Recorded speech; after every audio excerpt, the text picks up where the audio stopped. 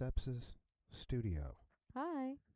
Welcome to another edition. Welcome to another episode of the Sepsiss Show. Music, technology, current events, social media, and more. If you guys don't know who we are or what this show is about, this is part talk show, part podcast, part radio show, right? Yeah. Yeah.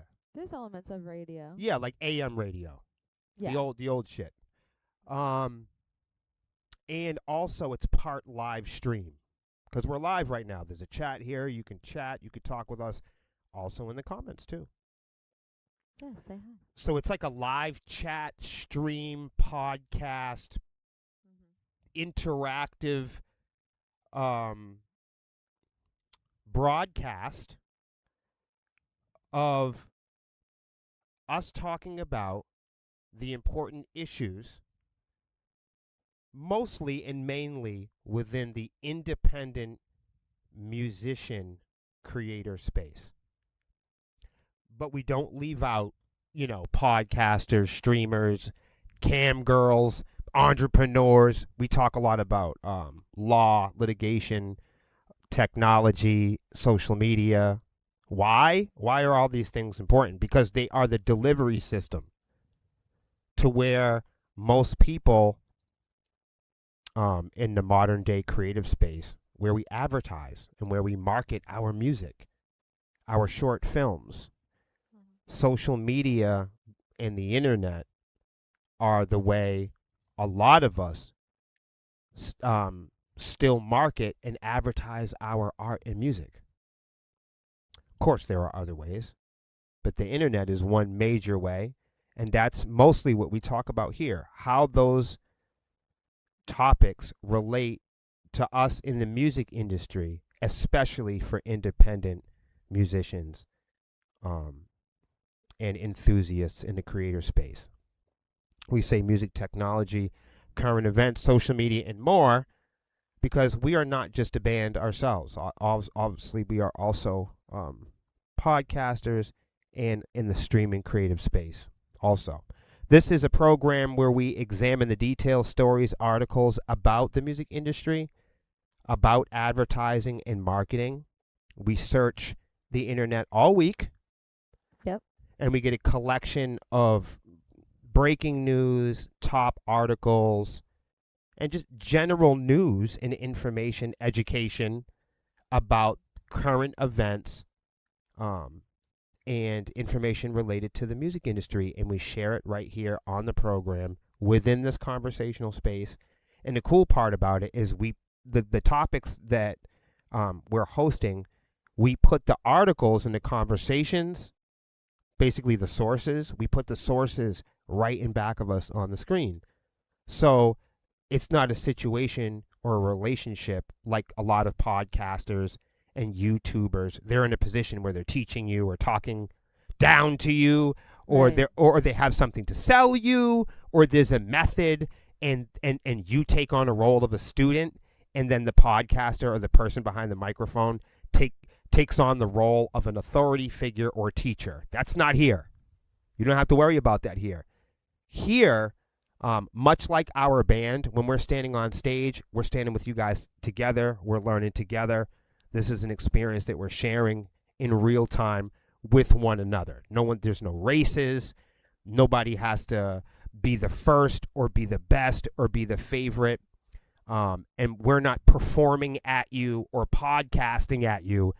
We're all learning the information and going over the articles and education together as a work in progress. That's what's different about what we're doing versus what you see a lot of in traditional podcasting that really count on experts and teachers and people a lot smarter than me. This is kind of a pressure-free zone, but you really don't have to worry about that sort of thing. We also cover something you want to say? I said yay. Oh, okay, yeah. We also cover social, cultural, and legal topics. Because if you didn't know, there is a separate music industry other than the obvious ones, obvious departments that you see, on TikTok with people dancing or people performing or guys like me or Melissa dancing around on stage. That's one department, or maybe you see the magazines or the ads or the PR or the photography. But this is a show where we kind of talk about what happens off stage and backstage. So we do cover cultural and legal topics because the music industry, if you didn't know, today, I think as well as always, is led and delivered by technology. Absolutely. You're right. We don't learn about our favorite shows or our favorite comics or musicians unless we have these gizmos and gadgets. Now, when I was growing up, it was MTV. It was cable TV. But before that, it might have been broadcast TV, or maybe you mentioned earlier AM or FM radio. So if you were alive during the times when AM and FM radio were really popular, that's how you discovered your news of the day. That's how you heard about the fancy new artists, and that's how you learned about the results of the breaking news in the sports columns and the results and things that were happening in the newspaper. Okay? So that's why technology is so important in the discussion on this program. Please just remember anything that we talk about here. We don't music at you. We don't rock and roll at you. We don't podcast at you. And all of these things that we talk about here are purely my opinion. If your heart starts beating or any of this stuff becomes too emotional for you, take a break from social media. Okay? Love us, hate us, study us. This is the Sepsiss Show. How was your week, Lex? We woke up this morning and the whole sky was orange.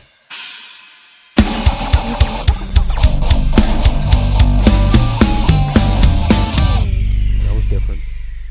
I wanted to give a big shout out to all of the fans and all of the supporters out there at home who understand how challenging it is to keep up with subscription costs, annuals, updating our gear, even just gassing up or getting strings or cables. It's really difficult for musicians at our level to succeed without you.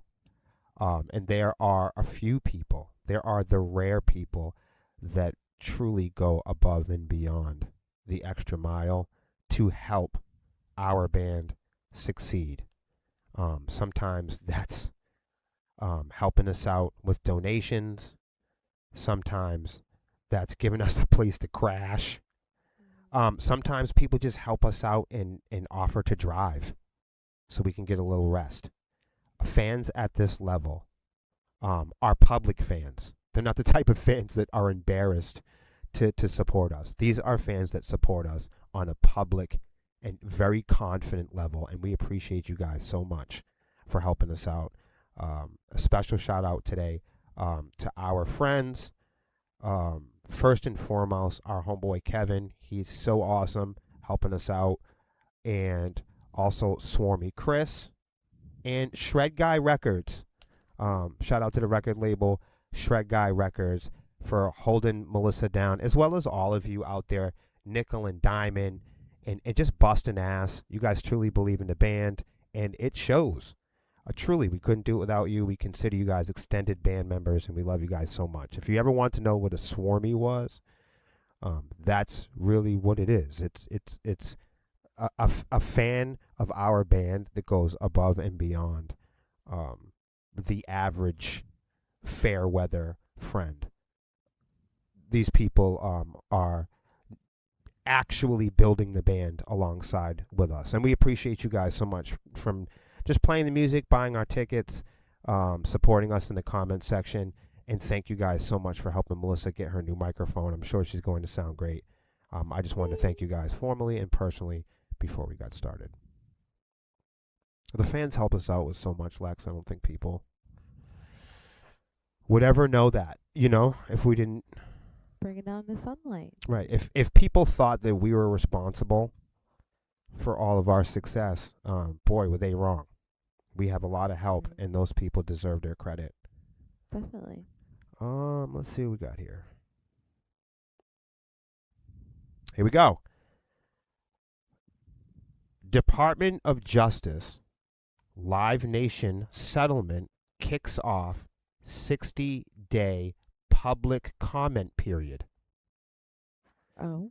So I think this is important. If you guys don't know, Live Nation and Ticketmaster are said to be understood as the largest ticket vendors, and to be understood, many people feel that it is a very unfair, predatory, and manipulating monopoly that they have. So if you didn't know, if you ever wondered what Live Nation was about, and the darkness that surrounds the conversation behind Ticketmaster and Live Nation, it is unfair payment and, of course, robbing music fans and creating situations for ticket scalpers and scammers to succeed. So when I point out that the music industry and the music business is largely about court and laws and scams and people playing with the money, this is what I'm talking about. Yep. So when small bands, when large bands have the discussion or have any confusion about what does it mean and what type of conversations and topics that you'll come across when you put both feet in the music industry, these are some of the conversations and topics you cannot avoid if you plan on succeeding. Very well said. I'm trying to be deliberate. To be fair myself. Yeah. Nivea doubles down on criticism, urges fans to speak out. Why would they urge fans to speak out?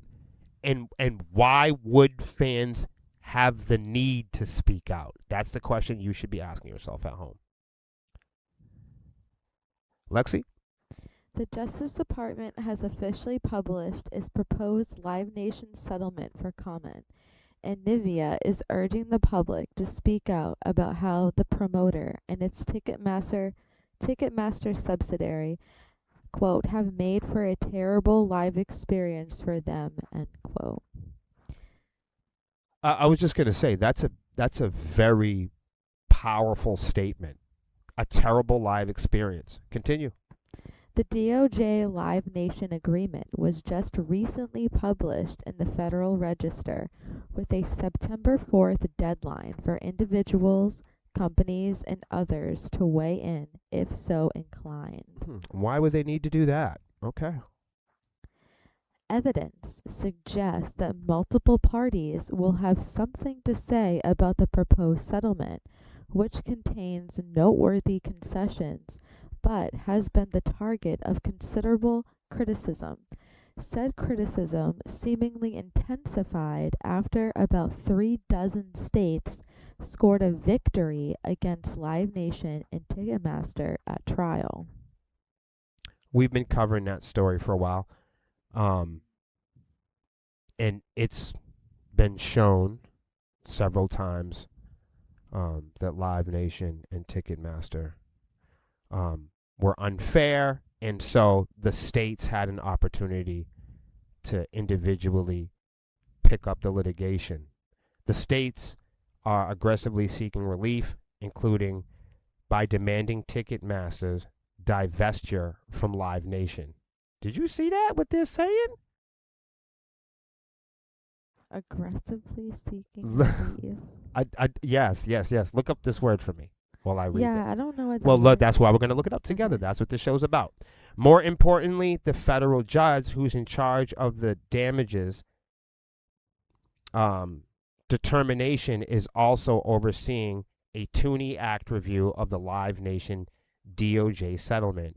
Here, the court will evaluate whether the proposed deal serves the public interest, hence the comment period before approving or denying the agreement. That's why they're opening up the conversation space around that. Go ahead. A divestiture Yep. is the partial or full disposal of a company's assets, business units, or subsidiaries through a sale, spin-off, or closure. Okay, so read the top again. These states are aggressively seeking relief, including by demanding Ticketmaster's divestiture Yep. from Live Nation. Oh. Okay. Or having them open up the books. Open the books. Do you understand what I'm saying? Yeah. All right, so when we talk about the music industry and being in a band or being a rapper, a lot of people, not everybody, but most people that get into making music have an idea or a dream of someday performing live on stage. It's part of being a musician. There are musicians that record music and never, ever have a plan to get on stage. That is true. There are also musicians that perform live, even on the street corner or on stage, that never, ever have any plans of having a record deal or uploading their music to iTunes. That is true also. But many of us, especially the folks that learn instruments and plan to play on stage and perform these with live instruments on stage, this is an important topic for you because it has to deal directly with how you get paid and how you make a living. These are the court hearings. These are the cases. These are the topics. This is the licensing, the litigation. These are the languages, the lingo, the slang, the verbiage. This is where you need to be. This is where your mind needs to be if you have any interest in trying to get paid fairly performing on stage. So if you are a musician and you plan to succeed in live entertainment, these are the topics that should be important to you, because these are the topics that relate to how you make your money, how you store your money, and how other people can repurpose your time, your energy, your quality, and your money.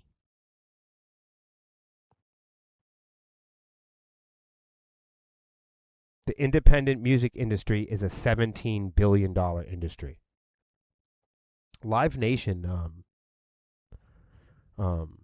isn't an independent company. They are a major legacy corporation that's so large they can absorb independent companies. So I'm just explaining you the size of that. Any thoughts, Lex? I think it's really cool that the states are like, let's open the books and let's see what these people are really about. It's nice to see a little muscle. Yeah, it's nice to see the pushback. It's really refreshing. It is. It is refreshing when we live in a time when billionaires, companies, and corporations, from fucking cereal companies, to video games, clothing, Name it. grocery stores, where they think they can tell us what to do. And have no pushback. They think that they can give us whatever they want, and we're just supposed to take it. It's like we've talked about before. The billionaires and tech bros have a big problem right now because we have the best computers, we have the best internet, we have the best fucking cameras, we have the best recording gadgets and gizmos. So now that we have the best of everything, the tech bros are scared because now they have nothing to offer us. Now they have nothing to leverage our bank accounts and wallets with. There's no new tricks and no new gadgets where they can get us to continue to pay for it. Okay, here we go.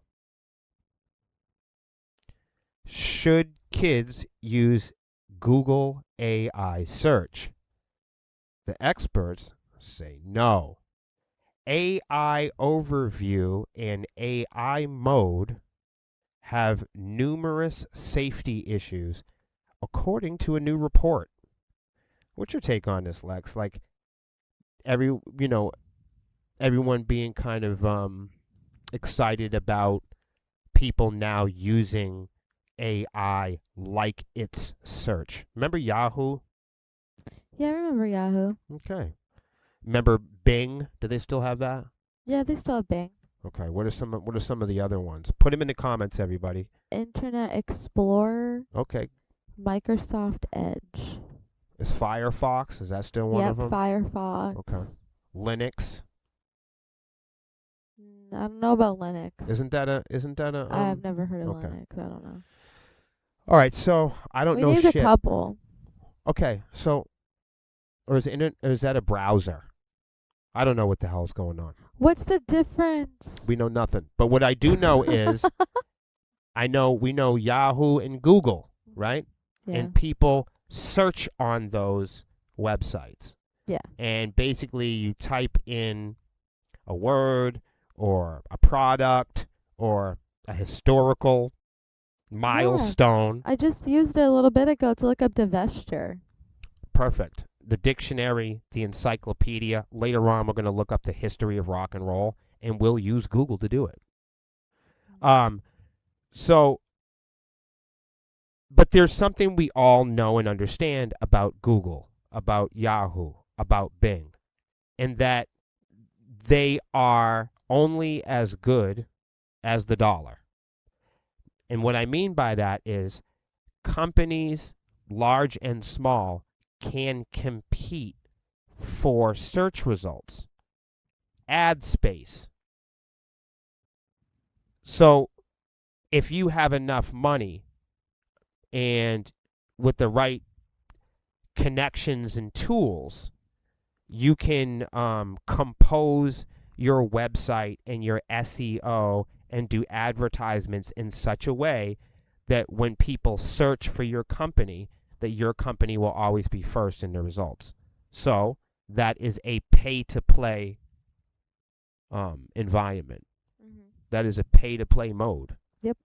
So if I'm Nike, for instance, and people type in shoes, and I want Nike to come up first, if I'm Nike, I can pay Google lots of money in ads, in marketing, and improve my search results to the point where I land on the top every time. So what good is search if whatever comes up isn't the truth? It's not good. So initially, before we read this, I understand when people are concerned about people using AI like it's a dictionary, or like it's an almanac, or like it's an encyclopedia, or a history scholar. I get the concern, but isn't that the same concern with asking Google? I think that's the same thing. I mean, everyone up until this far, there are many people that believe that AI is something more than a large learning model or just a fancy search engine. In the end, whether it's Google or ChatGPT, whatever data or information that it's giving you, It's just a machine that has scraped the internet for the best or most popular or paid for results. So what good is any of it if somebody can just pay to be at the top of the result? It's not good. Like right now, you can't type into AI, give me a picture of somebody getting their fucking guts ripped out. No. So then it's not good then. No. It's That's what I'm saying. worthless. It's not good. If it can't give you what you want, then it's not that good. Yeah, then it's worth nothing. Right. If I can't go on AI and put a picture of myself in it and say, I want to see myself completely naked. If it says no, what good is it? It's not. It's not good anymore. You can't It's a terrible product. you can't trust it to even do what you're asking it to do, then why is it good? Mm-mm. So that's what I'm saying. If you're searching for something on Google or you're searching for something on AI, in the end, I mean, search has terrible results too. Oh, yeah. It's hard to search for things on Google.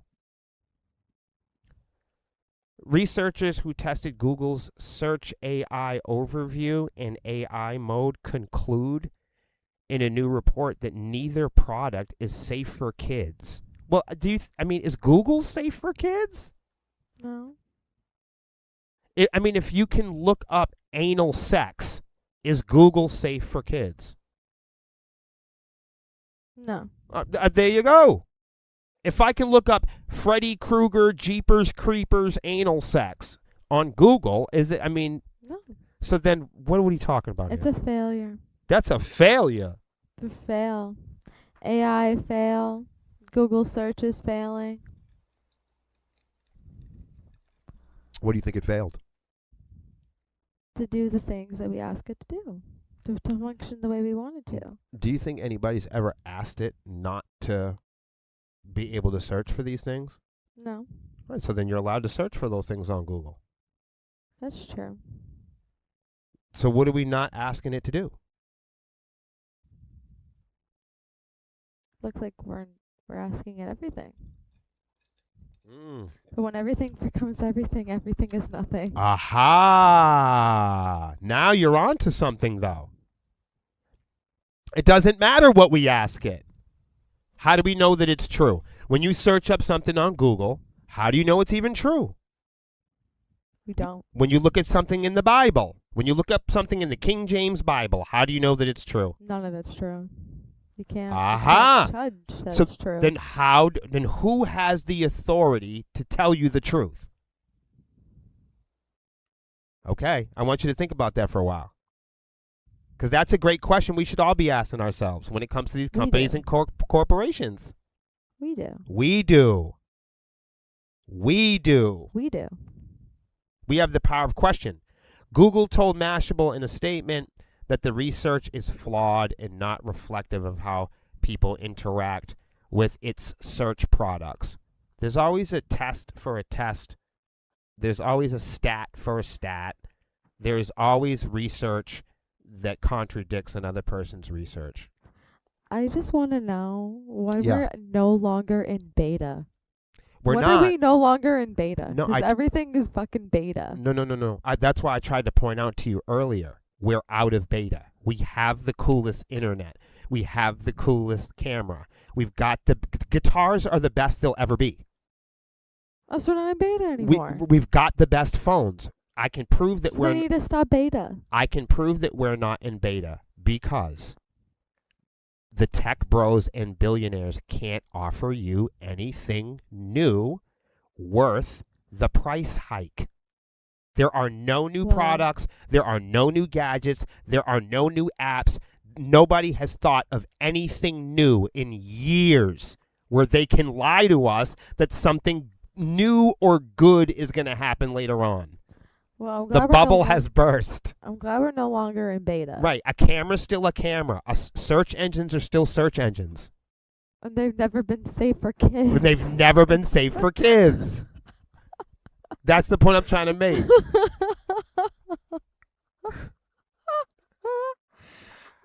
I'm being for real. All right. Between May and July of this year, Common Sense Media Youth's AI Safety Institute tested how AI overview in AI mode performed on 2,000 interactions. Its researchers also evaluated how the products handled several red line topics, including suicide and self-harm and child exploitation. Stop. The problem with search engines is, if we have search engines and tech bros and billionaires are promising that we need these tools in our lives, that these are essential for human living, where they can put it behind a paywall. If you're offering me a product and it's a search product, and these are the places now where we get our information, these are the places where we look up restaurants in the dictionary. If Google is going to be the place where we look up information, you can't hide bits and pieces of it. If Google is really a search engine, then I need to be able to look up suicide. I need to be able to look up exploitation. I need to be able to look up red line topics. If the internet is really a place that is free, where we can go and learn about anything, then you can't hide bits and pieces of information behind a paywall. Special people can't have the ability to have special education, and then all of us, all of the rest of us, have some sort of like different rules and different laws we have to go by. Lex, You can't have both. You can't have one without the other. We- You can't be like, oh, look up anything on the internet, Right. search anything on the internet, and then be like, oh, you can't look up this stuff, though. That's my point. If You can't have both.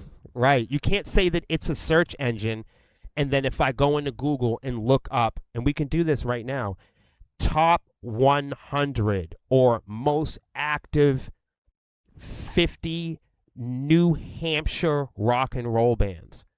If it can't tell me that, it's useless. Absolutely. If I can't type in a simple command or prompt into Google or an AI search bar and say, who are the most active 100 bands in the independent scene in New England, in Google, and it can't give me some sort of a list of it, it's worthless. The lady today in the parking lot walked up to me and Lexi at the athletic department, and she was visibly lost. And she looked down at her phone, and then she approached me. This is a real story. I'm not just Yeah, making this is a real story. and then she walked up to me and she pointed down at her phone. And she goes, "Have you ever heard of this place?" It was Safe Light. And I said, "Yeah, no, I've heard of it. I think it's around the corner." And she pointed down at the picture, and it was Google had generated a picture, and I saw the address. It matched, seemingly anyway, and the place was nowhere to be found, and that's because Google had chosen a different picture to represent the occupied structure, dude. And then after I discovered, and it was revealed to me that it was in the plaza where we were, in the same parking lot, but did not match the description. It did not match the occupied structure that Google had generated for an image. Like something just that basic. We have Google Earth and fucking poster business here on Google. And My God. The idea is that we're supposed to save up a fortune, and whether you are a painter, painting houses, a landscaper, or a band, we're supposed to dig up a fortune and fork it over our life savings to run ads with Mark Zuckerberg. We don't know where it's going.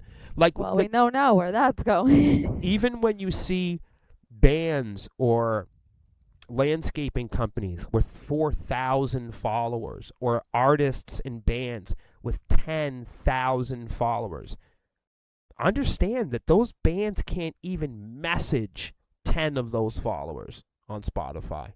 You can have 40,000 followers on Spotify, and a band can't message any of those followers.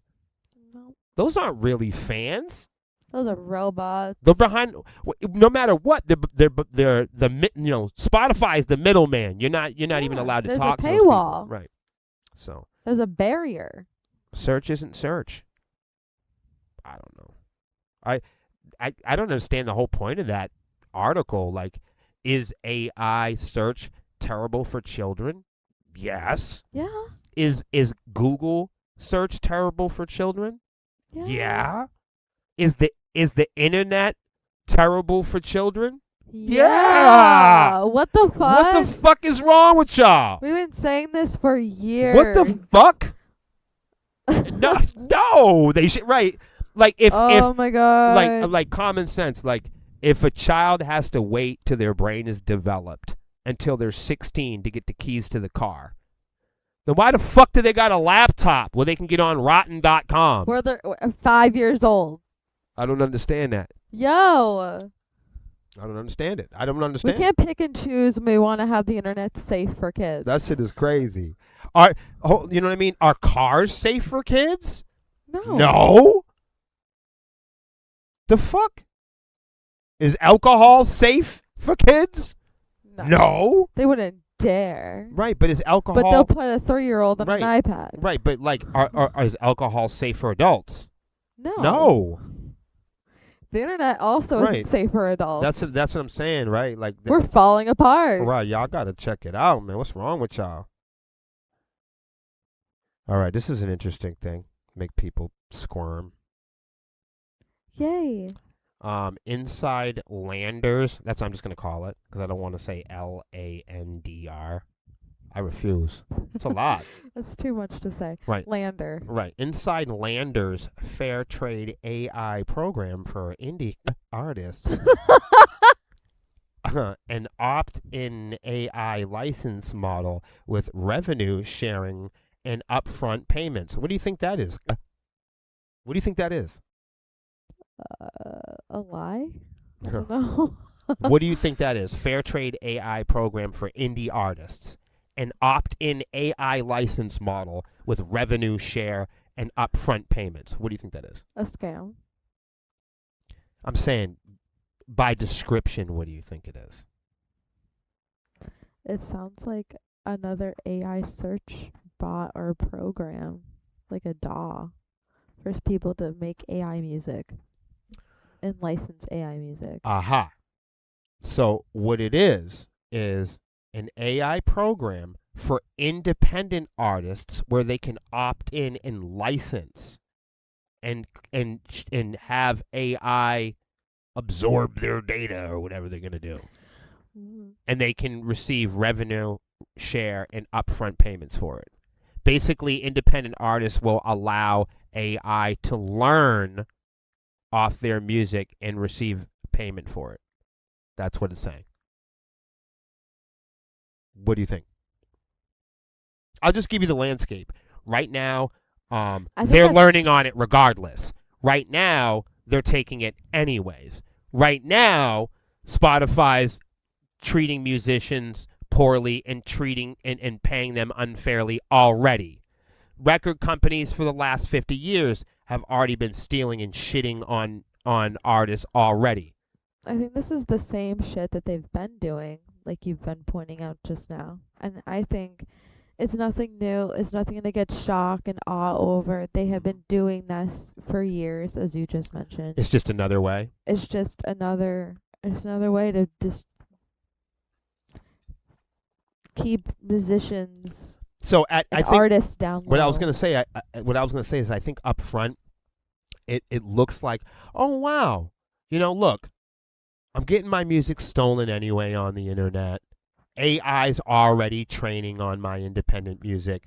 You know what? I can't beat them. Why not join them? Join them, yeah. Opt in. This is for like loser mentality. Right. Get a licensing. Right. License my stuff. Have them be able to learn off my data. And I'm going to get, as they're pointing out here, they're going to get a revenue share. And they're going to get upfront payments. Like, hold on. On some other shit. Hold on, y'all. It's 2026. It shouldn't even be like musicians or people in the creative space to bring up the topic of getting upfront payments. We're all on the phone. They convinced us that we all need to be paid electronically. Everyone's got fucking cards and chips and bits, tokens, stars, right? But most of y'all at least have direct payments from your civilian jobs. Why the fuck can't these motherfuckers pay you by the hour? On the hour. When they're trillionaires and billionaires and millionaires. This is what I don't get. Why? Like, I get it with artists, streamers, and podcasters in the creative space. And I'm gonna break y'all down to something right now. You might not have figured out. The way that we work here, we get paid the same day that we go to work. Seriously, we go play on stage and then we get off stage and they pay us the bread right then. We go do a photo shoot. When the photo shoot is done, we get the money right then. I don't understand it. It's 2026. I don't care if you're mopping floors, scooping ice cream, or showing your tits. What is the excuse? Whether you work at Walmart or landscaping, what is the excuse for your employer not giving you your money up front? There isn't one. We got PayPal, we got Cash App, we got Zello, we got fucking Facebook Bucks or whatever the fuck they got now. Stop with the excuses. Why can't Walmart, or you get done with your shift at Amazon, why can't you swipe your little fucking card or put your phone up to the screen and then give you your fucking money? There's no excuse. Why do people still have to wait a week and a half to get paid after they've all talked us into being on these fucking gadgets where you can take our money instantly? You can take our fucking medical, you can take away our, what you call it? You can take away our medical insurance instantly. But we still have to wait 2 weeks. Right, if you want to get an apartment, you have to fill out an application for fucking 18 months. That doesn't make any sense. If you're bagging groceries for 8 hours, you should be able to leave the building, and as soon as you get in your car, your Cash App should go off. Yup, give me my bread. Why does somebody that bags groceries, explain to me in 2026 why they have to wait 2 weeks to get their money, but the person that owns the grocery store, they don't have to wait 2 weeks to get their money? We need to start fighting back. Because I'm telling you guys at home, you may not know this, but I work a job and Lexi works a job. Everybody answers to somebody. We answer to multiple supervisors and managers and companies. I can tell you that for sure. We talk a big shit, but that's the truth. But wouldn't you know, every one of those motherfuckers pay us when we're done with the job that day, or we don't work there no more. I mean, It's just that simple. I would even extend it. I don't even think people should even have to fill out applications anymore. I think they have all the databases. They have everything we've already done. They have our fucking urinalysis. They have our retina scans. They have your fucking baby pictures. They have fucking 20 fucking years of Mark Zuckerberg whacking off to your fucking family photos. They got your fucking social security number, your fucking Cash App. Okay. Then it's 2026. You telling me we can't all be in a fucking database where it says your fucking, the skills that you've had, the high school you went to? It's all there on Facebook. It's all there on X. It's all there on Google. So if that's the case, why don't we have digital resumes where people go, you know what, I want to mop the floor today. And you get on your phone and you scroll around, you say, and there's companies there that say, we need somebody to mop the floor today. And you say, okay, it's me. I'm 6 foot. I'm fucking, actually that could get weird. Maybe there's no personal features. We'll talk about that another time. But maybe it just lists your qualifications, not your personal features or any way to identify you, because then people would only hire certain people. You know what I mean? Yeah. It should just be your qualifications in a database. John fucking Doe. They don't know your skin color. They don't know if you have lip rings or piercings or whatever it is. It just either matches or meets the qualifications, and then from there on, you decide to go and mop the floor for the day. And when you're done, you don't even fucking work there anymore. Give me my fucking money, and tomorrow it's vacuuming or scooping ice cream. You know what I'm saying? You get on the phone and you line up your gigs for the month. I don't see why that can't be a thing. There's an app for anything anyway. Right. That's crazy, right? I mean, they got like DoorDash and Grubhub and all that other shit, right? Oh, yeah. The food pantry or whatever the fuck they call it. Freaking Uber Eats. Right. So why is it Instacart. right? So, right. There's no excuse. If you got They subscription. just don't want to pay us. They just want to stay a trillionaire. Aha. So we can eat cake or whatever they say these days. All right. So this is what they want to do. Lander is moving its fair trade AI program. Look at what they called it. It's a fair trade. You know that's seriously deceptive. That's just as deceptive as when people in the local community use the word community. This screams grift. Yeah, it really does. A new phase introducing an upfront payment program. They know that there's no way to get anybody to opt into this unless they do give people money up front. Or say they are. That's a good point. Expanded revenue model that directly compensates independent artists for training. The initiative now includes more than 30,000 artists. They got 30,000 artists to sign up for this shit. 30,000 artists that so badly want to be a part of the music industries. Here they go, right? At the center of the initiative is a limited time $5, a whopping 5 beans per track. They're following over themselves for $5? Ay, Dios mío. That's great, right? Ay, A limited $5 per track cash advance program with the first round available through July 2020. While modest at first glance, the advance represents a notable shift on how AI training data is sourced and monetized. It reflects the broader model that combines upfront payments and ongoing revenue sharing for participating artists. Historically, most artists have received no compensation when their music is used to train machine learning models. Lander approach assigns immediate value to that usage rather than deferring payment to hypothetical future earnings. Didn't I say that earlier? We called all of it. That's fucking We awesome. called all I of just like it. the fact that we called it though. Ladies and gentlemen, this is the perfect example of a grift. That's a tough one, man. Yeah, I'm out. Yeah.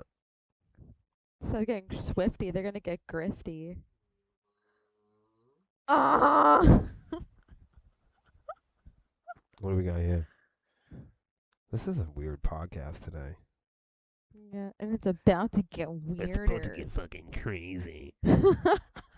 All right, so UK government unveils sweeping Turn It Up industry plan, including indie venue support, business-friendly guidance for live music, education funding, and more. What I do want to say about this, though, is this is shit that the United States would never do for musicians. Yeah, they wouldn't. Like, imagine... They don't give a fuck. No, I know. Like, imagine here they had a Turn It Up industry plan. Like, the United States turns it down. You know what I'm saying? And if they don't get what they want, they're going to turn it off. Right. Like, anything we want to do here, they turn it down.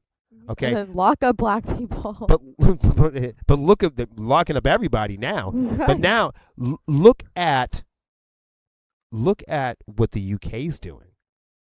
They're doing. The Turn It Up industry plan is going to include an indie venue.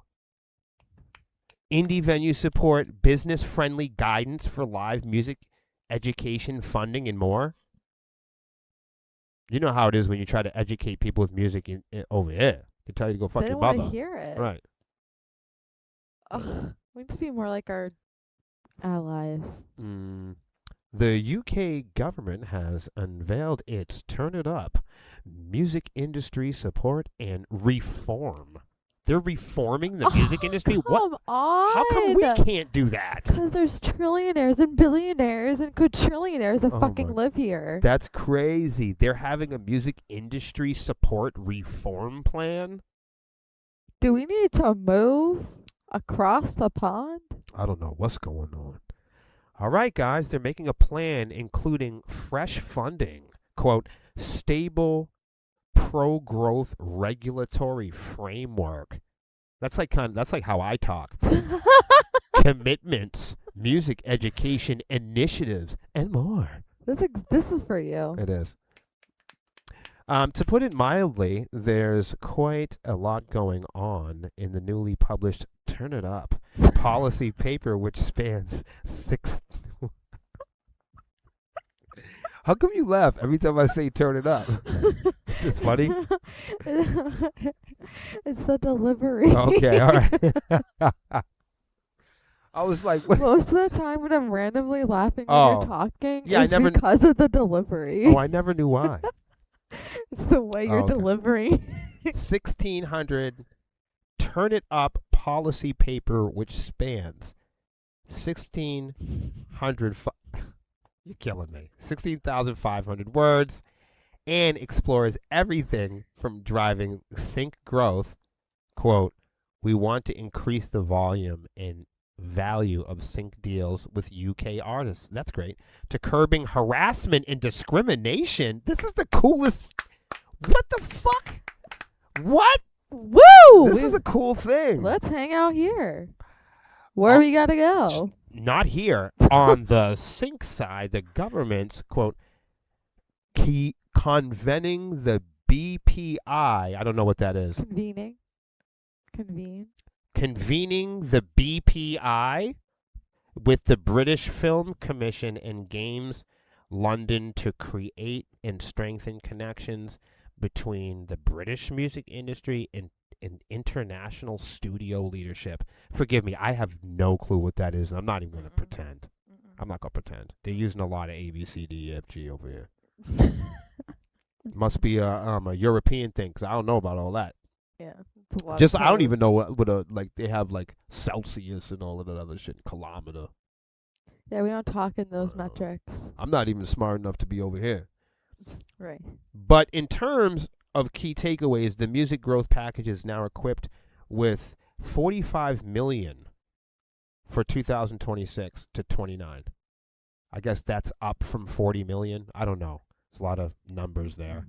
With Arts Council England handling the overall capital deployment process, the BPI is preparing to dole out 6.4 million. We gotta move on. 'Cause I don't know. All I know is they're doing cool stuff and we're not. They're getting some bread. They're gonna get independent artists. They're gonna get some support, venue support, education. Somebody come over and educate me. Educate us. Lexi's gonna educate all of you right now on the history of rock and roll. Thank you. I got you. Yeah. I just figure it's time. Let's were get all down to it. excuse me. We were all talking about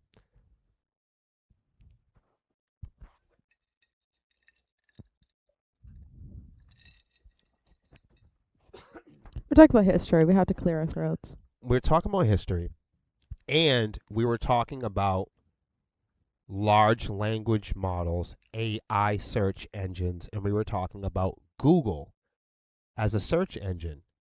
And we were talking about it earlier in terms of asking the question, how valuable is any search engine if it can't tell you the truth? It's not valuable. If you search for something and it can't tell you the closest thing to the objective emerging truth, then how good is any search engine, really? It's not. So we are in a heavy metal band, and a lot of times we get into talks about AI, intellectual property, and we get into conversations about original art and who deserves the credit for original art. And we have wide conversations and debates in the comments section about what art is and isn't. And a lot of times I try to remind people that Sepsiss is very unique in the sense that we don't make music for economic state fare. Our number one reason for being in the band and making music is not for a capitalist ecosystem, a system based on departments or institutions or supervisors or managers or trophies or ranks or charts or followers. But we do realize that the Western music system and the way that its value is measured is based on economic state fare. We realize that. But our music, while there is a portion, okay, of success that we measure, okay, in views and plays and follows and milestones, those things are cool. We more so in this band look at those things as like vanity, you know, like party favors or bonuses, okay? But it's better to be thought of in this band that we make music for our quantum and vibrational qualities. See, the Native Americans and Aborigines and Africans and people from all over the world and ancient people, they didn't make music for Spotify or iTunes or trophies or to be on the billboards. That's a fairly new thing. We very much see our value not just in pennies, coins, tokens, dollars, credits, or royalties. So if we ever get in the conversation about AI, intellectual value, likeness, and ownership, we're not going to have very many more conversations about AI, for instance, unless you want to get into a conversation about the intellectual ownership and credibility of rock and roll in the history of blues and rock and roll itself. And this is why. Rock and roll is a genre of popular music that evolved in the United States during the late 1940s and early 1950s. The origins of rock and roll are rooted in a blending of African American musical genres, mainly rhythm and blues, with stylistic influences from gospel, jazz, boogie-woogie, electric blues, jump blues, swing, and folk music. While rock and roll's early elements can be heard in blues records from the 1920s and in country records of the 1930s, the genre did not acquire its name until 1954. By the mid-1960s, rock and roll had developed into the more encompassing international style known as rock music, though the latter also continued to be known in many circles as rock and roll. For the purposes of differentiation, this article deals with the first definition. In the earliest rock and roll styles, either the piano or saxophone was typically the lead instrument. These instruments were generally replaced or supplemented by the electric guitar in the mid to late 1950s. The beat is essentially a dance rhythm with an accentuated backbeat, almost always provided by a snare drum. Minimal blues chord progressions, such as the 12-bar blues, are commonly used. Classic rock and roll is usually played with one or more electric guitars, one lead, one rhythm, and a double bass, string bass. After the mid 1950s, electric bass guitars, first mass produced by Fender in the early 1950s, and drum kits became popular in classic rock. Rock and roll had a profound influence on contemporary American lifestyles, fashion, attitudes, and language, and is often portrayed in movies, fan magazines, and on television. According to G.C. That's good. That's good. That's good. the music had a positive influence on the civil rights movement. Back that up. According to G.C. Altschuler, the music had a positive influence on the civil rights movement because of its widespread appeal to both Black American and white American teenagers.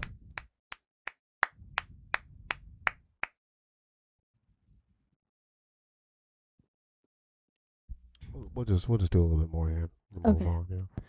Terminology. The term rock and roll is defined by Greg Cott in Encyclopedia Britannica as the music that originated in the mid 1950s and later developed into the more encompassing international style known as rock music. The term is sometimes also used as synonymous with rock music and is defined as such in some dictionaries. Awesome. Appreciate that. Well, that's rock and roll, everybody. I thought this was fun. This is just a small piece here.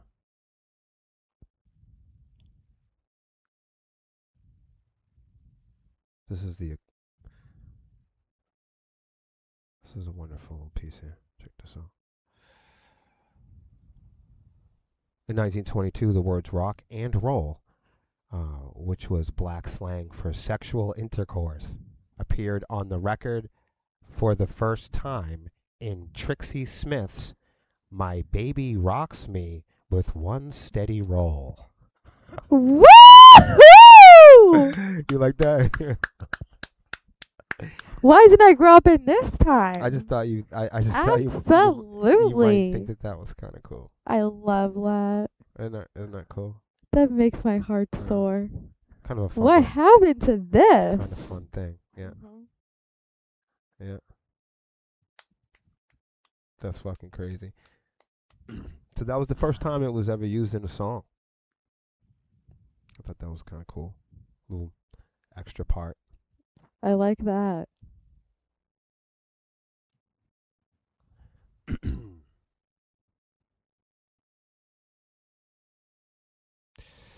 Oh gosh, Suno is now serving up TikTok trendy text to song on iMessage, but is Apple making a very big mistake?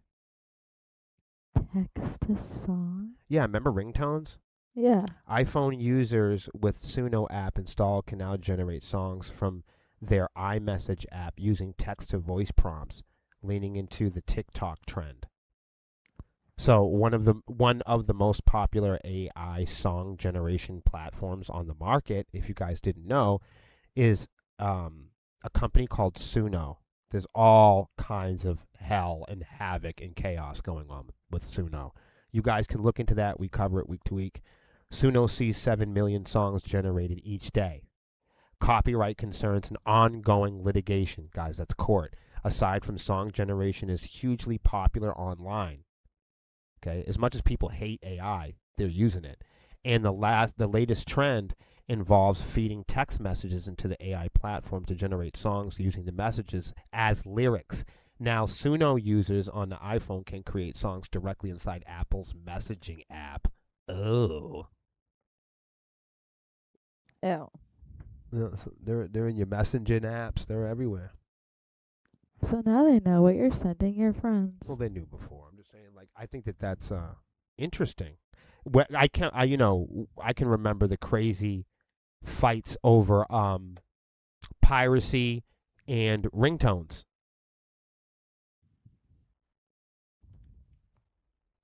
I'm sure some of you remember that. Okay, what are context bombs? Get familiar with the new cyber security tool. Huh? Oh my goodness. No, there's always something. Context bombing is a new technique that researchers recently discovered to combat malicious agents. Isn't this fun? It's so much fun. AI hacking agents are becoming a growing problem online. Bad actors have been deploying AI agents to run cyber attacks. And oftentimes these AI agents are way more effective than human attackers. So how do human cybersecurity professionals deal with the growing threat of AI hacking agents? According to a new study from researchers at TraceBit, cybersecurity professionals have a new weapon. It's context bombs. Ooh. Because that's Oh what we my want to do God. all day. Bombs. We want to fucking troll and bomb and crawl and scrape. And that's what we're doing all day, right? Attack. This shit is ridiculous.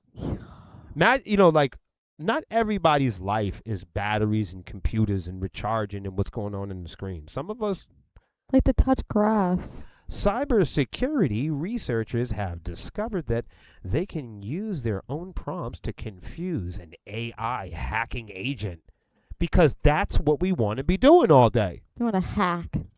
No, but imagine you're just trying to run your company and you suspect that there's some cybersecurity issue. And your weapon now is going to be word salad and playing semantics and goofing off, destroying the English language, trying to figure out. That's a terrible strategy. It's a fucking bad thing. It's a terrible strategy. That's like trying to figure out, you get tagged or you get pursued by an AI sex bot. And then somewhere in your broken brain, you're like, let me see if this girl's real. What the fuck is wrong with ya? Yo, I'm off that shit. Yeah. We're not even going to entertain any more of it. You get the picture. Lord have mercy. Jeez. Can you believe that shit? It's fucking weird shit. We just did it. Oh, whoops. This is the last story then. Oh, guys, I hope you're not sad. I know I am.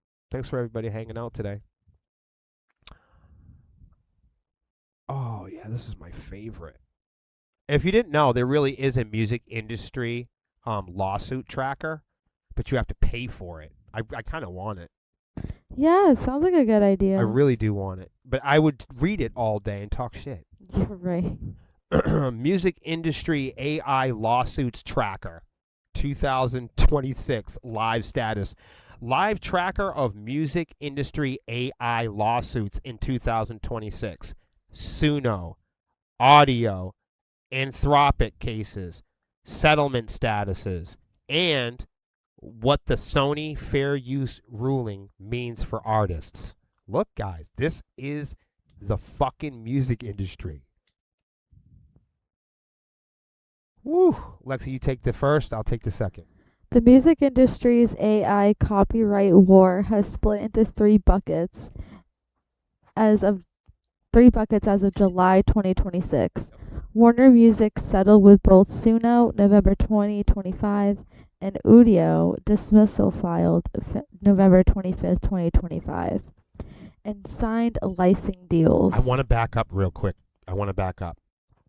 So originally, Warner and Suno were in a dispute. Remember, we just talked about Suno. Suno is an AI company. Mm-hmm. And they've been accused of stealing intellectual property. Let's read back what Lexi just read. Warner Music. I'm going to say this slow, man. This is the biggest indexing. These are the largest record labels on the planet, guys. Please listen to what I'm saying. When you guys say that you want to be a part of the music industry, this is what we're talking about. Warner Music settled with both Suno and Audio and then signed licensing deals. The largest record labels in the world are signing agreements. They have submitted.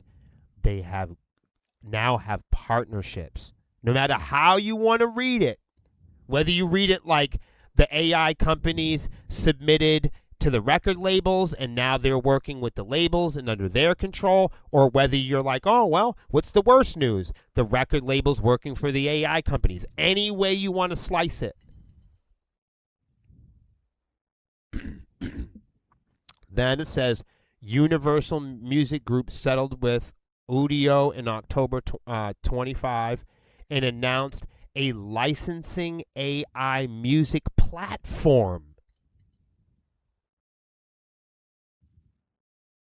So if you're in a band, if you're a rapper, if you're a performer, you thought to yourself, I'm going to buy an instrument, I'm going to learn the clarinet, I'm going to practice my steps, I'm going to go to Full Sail University, I'm going to learn to become a composer, a guitar player, with the idea that you know what I mean, that you were going to make music and you were going to get a record deal someday, or you were going to be a part of this thing called the music industry.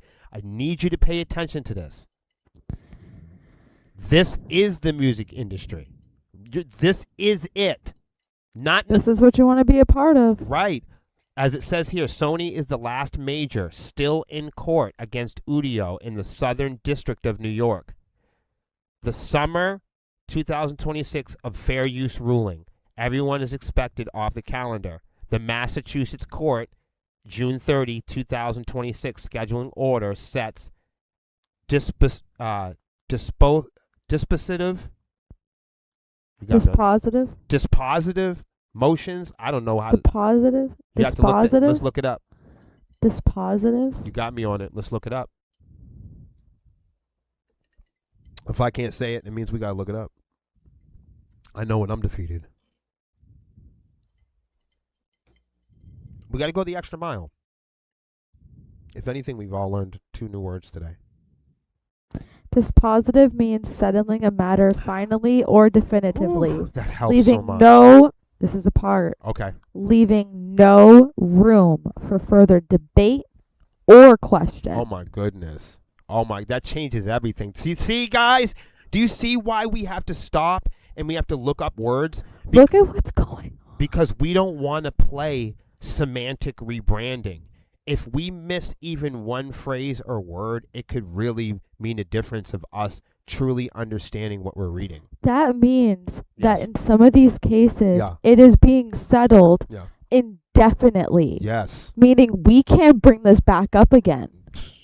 That's crazy. Guys, Mm. this is like So- red alert. So just check this out. This is what it's saying. How we got here, a brief timeline. The lawsuits did not appear in a vacuum, okay?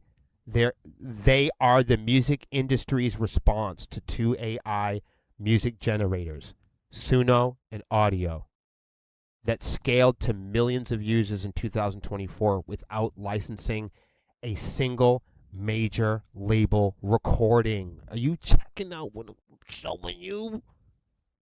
Here it is. Here's the timeline.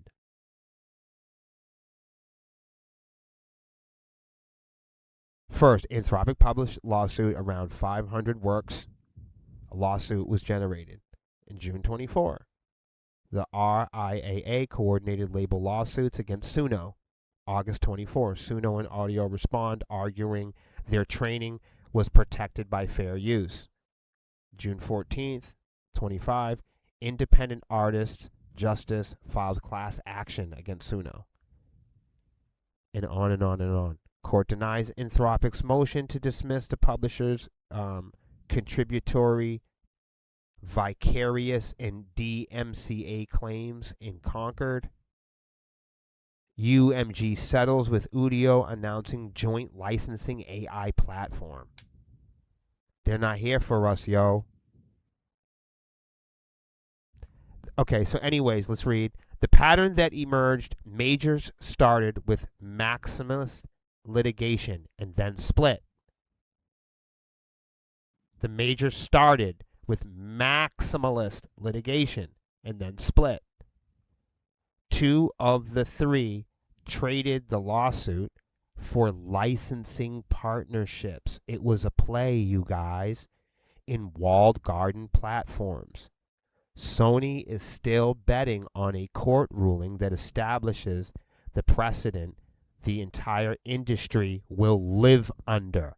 But the court's own schedule means that the ruling is now a 2027 story in the U.S. The nearest term rulings are European, GEMA, and procedural U.S. class actions.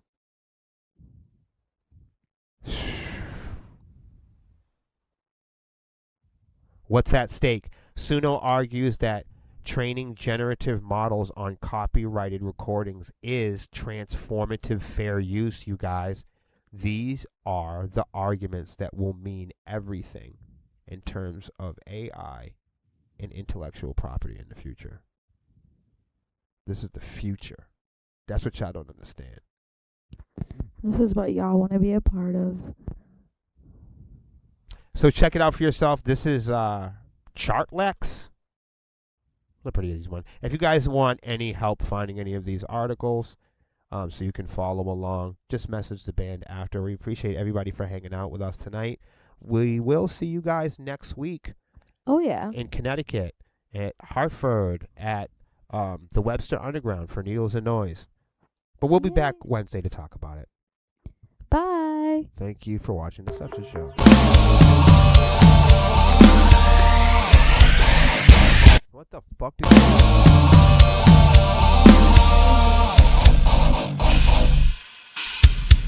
it started too soft.